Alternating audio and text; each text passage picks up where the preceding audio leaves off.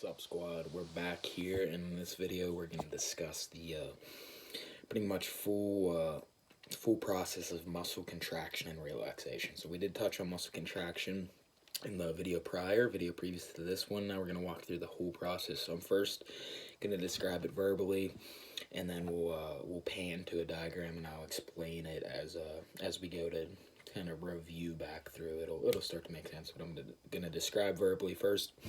Then we'll go back through with the diagram. So muscle contraction, no matter what muscle it is in the body, let's just say curling your bicep here. So a nerve impulse is then from the brain or spinal cord down the axon to the synaptic bulb, it's called. So the synaptic bulb, this electrical impulse causes a calcium influx. So calcium goes into the synaptic bulb, the end of the axon, essentially, that connects with the myofiber, the muscle fiber. So we're sending the nerve impulse from the brain to this muscle cell here, this muscle organ, and at the synaptic bulb, it allows calcium to influx in. So calcium rushes into the synaptic bulb, which causes the exocytosis of acetylcholine. So acetylcholine, capital A, capital C, lowercase h.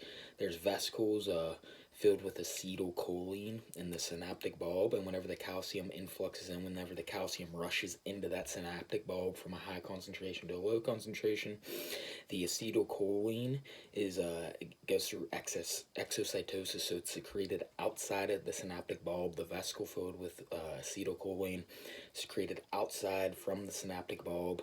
It goes into the neuromuscular junction, the point between the synaptic bulb and the muscle cell itself, and then on the muscle cell, it's called the motor end plate, which we're going to see in the diagram momentarily, but there's an acetylcholine receptor, so that's where the acetylcholine that was secreted from the synaptic bulb binds onto this motor end plate, onto this acetylcholine receptor, which allows sodium channels and potassium channels to open. The opening of the sodium and potassium channels creates an electrical impulse along the sarcolemma, so along the cell membrane of the myofiber. So boom, synaptic bulb, run back through, electrical impulse from the nerve or from the brain down the synaptic bulb or down the axon to the synaptic bulb, calcium influx, exocytosis of acetylcholine, binding of acetylcholine to the acetylcholine receptor on the myofiber, which causes the opening of the sodium and potassium channels, which stimulates an electrical impulse along the sarcolemma, and then that electrical impulse goes into those T-tubules, those transverse tubules that invaginate into the cell. Electrical impulse along the sarcolemma, down the T-tubules, and that stimulates the calcium channels of the sarcoplasmic reticulum to open. So the sarcoplasmic reticulum, we touched on it in an earlier video, but the sarcoplasmic reticulum stores calcium. So whenever this electrical impulse goes down and towards the center of the cell, it causes the sarcoplasmic reticulum's calcium channels to open. The calcium will move from a high concentration to a low concentration out of the sarcoplasmic reticulum into the sarcoplasm, or the cytoplasm essentially, of the myofiber, and then from there, just as we touched on last video, the troponin is going to bind to the calcium, so the troponin won't be able to hold the tropomyosin in place anymore, so the tropomyosin will slip off of the myosin binding sites of the actin, which will allow the myosin and actin to bind to each other, which will pull the actin towards the center of the sarcomere, which ultimately causes greater overlapping, which is essentially the sliding filament theory. So the actin and myosin sliding across each other is what happens in muscle contraction. So that's muscle contraction. But guess what? We need to relax our muscles sometimes too. So a couple things happen here.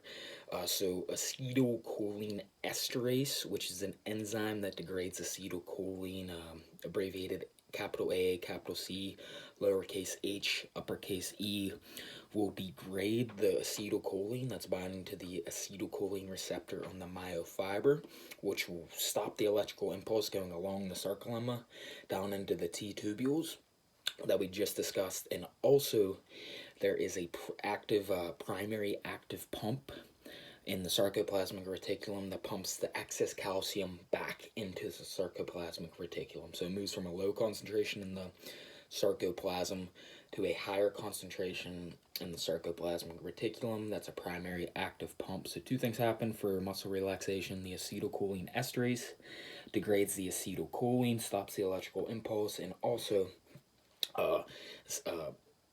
the calcium is pumped via a primary pump back into the sarcoplasmic reticulum, ready to do it all again, essentially, whenever our muscles need to contract. So that's the verbal description. Let's look at a picture to try to make some sense of it here, some more sense of it. So here's a kind of a farther back view. Here's it's not a tree, believe it or not. This is the brain.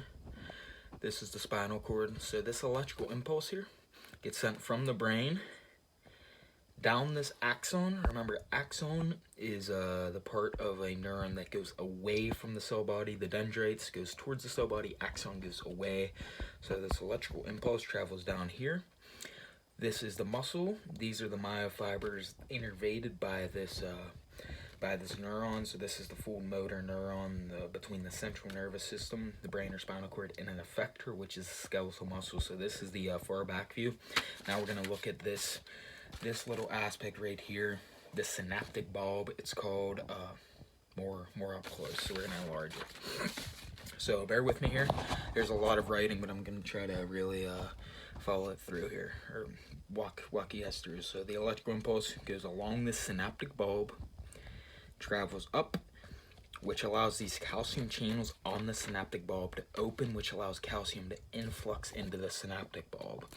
And then in the synaptic bulb are these vesicles we discussed, filled with acetylcholine. So the calcium influx causes the acetylcholine, or vesicles of acetylcholine, to be secreted out into this neuromuscular junction. So this neuromuscular junction between the synaptic bulb and the motor end plate of the myofiber. So acetylcholine is just chilling out here in the neuromuscular function. Then it binds to the acetylcholine receptor on the motor end plate, right here.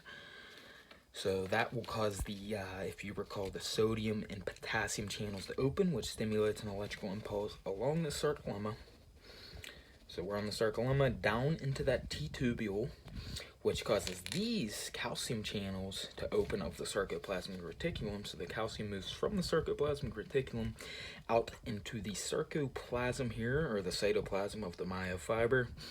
And then this is just review. So the troponin, binds to the calcium. The tropomyosin slides off of the myosin binding sites of actin, which allows myosin and actin to bind to each other, which pulls the actin towards the center of the sarcomere, causing greater overlapping, causing contraction of the muscle.